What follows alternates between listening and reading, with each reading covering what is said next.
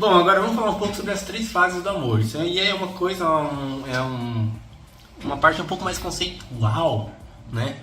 Coisa mais conceitual, não envolve tanto. Tem os hormônios envolvidos em cada uma dessas fases, né? Mas vamos falar de uma forma mais por cima, certo? Então, eu comentei, acho que em alguma das aulas, sobre a Erin Fisher, que ela é uma pesquisadora. Ela passou décadas estudando sobre o amor, estudando o cérebro mesmo, estudando o que acontece no cérebro de pessoas apaixonadas, certo? E ela conseguiu classificar três fases bem distintas no amor, certo? E, infelizmente, no dia a dia, a maioria das pessoas elas tendem a confundir, hoje não confundir não, tanto confundir como misturar essas três fases. Mas vamos pontuar aqui cada uma delas e levem isso para a vida. A primeira dela é a fase 1, é uma fase hormonal, que é o desejo. Então, assim, antes de você se apaixonar por alguém, pensa você. Se olha para alguém, o que você sente primeiro por algo? Normalmente, está numa festa. Você não tem aquela atração, aquele desejo físico por aquela pessoa. Você nunca nem falou com aquela pessoa, então você não tem romance, não tem nada envolvido com aquela pessoa. Então a primeira fase, que é uma fase hormonal, é a fase do desejo. Ela chama a fase de lust, certo?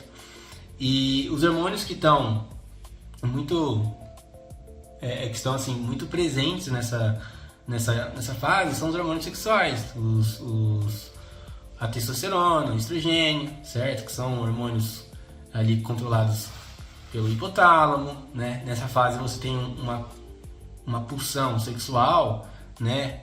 Muito intensa, né? Acontecendo, né? Que acontece com todo mundo, né? O objetivo nessa fase aí é motivar, né? O objetivo não nessa fase, né? O objetivo de todo dessa sistemática hormonal que gera esse desejo na pessoa em relação a uma outra pessoa é a reprodução. Como eu falei, é uma coisa bem primitiva, né? É algo que acontece e não exige vínculo emocional. Para você ter vontade de fazer outra pessoa, você precisa falar com ela? Tem pessoas que sim, óbvio, né? Mas você às vezes está numa balada, às vezes você beija alguém, tem a vontade de beijar alguém ali, você não sabe nem o nome da pessoa e você já está com aquele desejo em cima daquela pessoa. Então não exige um vínculo emocional, certo? Pode existir sem as outras fases, certo? Então você pode simplesmente ter o desejo por uma pessoa sem ter atração romântica, sem ter apego por essa pessoa. Você pode ter apenas o desejo e ponto. A segunda fase é a fase dopaminérgica, certo? É a fase da atração romântica. Então é quando você tem um aumento da dopamina, você tem um aumento da noradrenalina, você tem a diminuição da serotonina, que causa ali os pensamentos obsessivos em relação àquela pessoa, certo? Você tem ali o aumento da feniletilamina, né? Que vai causar essa euforia, vai te dar energia, certo? Você passa a ter foco naquela única pessoa, né? Aquela questão monogâmica que eu comentei, certo? E essa fase de atração romântica, ela tem um período mais ou menos bem estabelecido. Dura de 6 meses até uns 3 anos em que a pessoa fica nessa fase, nessa atração romântica, certo? E como eu disse, o desejo, que é a primeira fase, ela coexiste com essa atração romântica também, certo? Ela coexiste com essa atração romântica. Então você tem a atração romântica, normalmente já tá junto com o desejo, que é a primeira fase, e passa ali os 6 meses, 3 anos ali com aquela pessoa.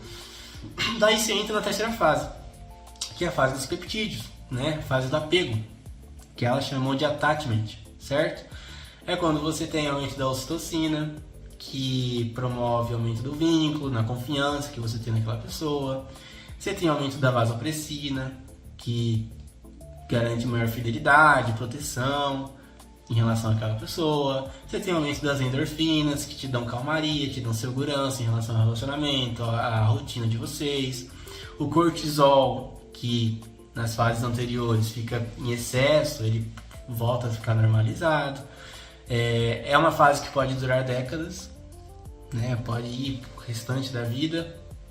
E é essa a fase do amor conjugal maduro. Lembra que eu falei que no começo você tem a fase da paixão e depois do amor propriamente dito? Esse amor propriamente dito é o amor conjugal maduro, é o amor maduro. É quando a paixão já não tá mais pegando fogo daquele jeito que era no começo, mas você ama aquela pessoa, você quer ficar com aquela pessoa independente disso. E aqui é uma questão que aí pode estar em debate, tem gente que pode discordar do que eu vou falar, mas quando você está nessa fase, quando você chega nessa fase com a pessoa, você está feliz com a pessoa e a pessoa está feliz com você, não necessariamente você tem desejo nessa pessoa, que é a primeira fase.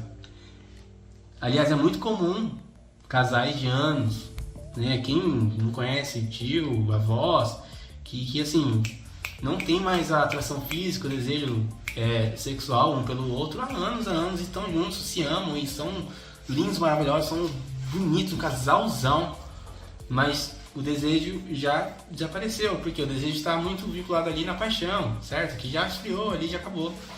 E assim, a paixão, que eu tô falando, ela vai esfriar, a tendência é que ela esfrie. A ciência diz que a paixão esfrie, mas ela pensa que é uma fogueira. Ela apaga, porque é normal que a fogueira apague em algum momento, né? Mas não quer dizer que não possa acender essa fogueira de novo, que você não possa tentar manter uma brasa, né? É uma coisa, a paixão, ela é recorrente. E isso isso depende da dinâmica do casal, né? Do que o casal acha que é certo e, enfim, cada um tem suas particularidades, certo? Então, assim, vamos pensar, observação em relação a essas 3 fases que são cruciais. As 3 fases, elas podem coexistir em ordens diferentes. Uma pode vir antes, depois, né? Às vezes pode você ter uma atração romântica por uma pessoa antes de ter um desejo sexual por ela. Às vezes você pode se apegar por uma pessoa antes de ter realmente o desejo, né? Isso aqui não é... Tem a fase 1, fase 2, fase 3, mas não necessariamente elas acontecem nessa mesma ordem, tá bom? Então assim, uma pessoa ela pode estar num apego com um parceiro e sentir atração por outro. Certo? Porque aí a gente está falando de sentimentos em relação a outras pessoas, né? Aí entra um assunto mais complexo aí, não quero falar sobre isso, né? Porque assim, são fases biologicamente independentes, tá?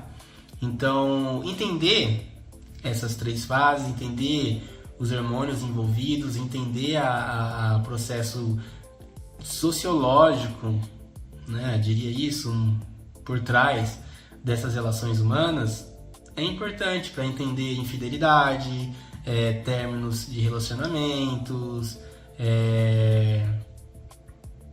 acontece muito também, o amor acabou, mas o vínculo fica, né? Tipo, tem muita pessoal mais velho falar aí, eu já vi senhoras que moram, são casadas com senhores, né?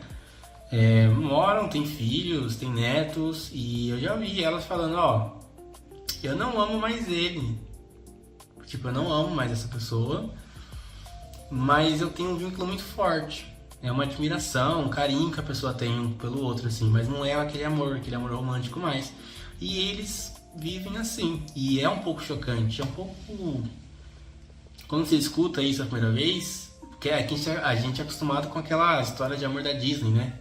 Amor para sempre, né? Até, mas a vida real ela pode ser diferente, ela é diferente, as dinâmicas são diferentes e tem casais sim que vão até o resto da vida, mas não temos como levar isso como uma regra, e não é porque não é uma regra que se isso não for desse jeito, então não tem relacionamento. Cara, a gente poderia passar horas e horas falando sobre isso aqui agora. Mas enfim, então vamos lá. Mas as pessoas ela pensam que quando a magia acaba, né, quando a paixão acaba, o amor acabou. Mas na verdade o que acontece é que teve uma transição para a terceira fase, que é essa fase de apego, certo? E é uma mudança bioquímica, certo? É uma coisa real. Você não tá faltando amor, você está passando por um processo esperado, ok?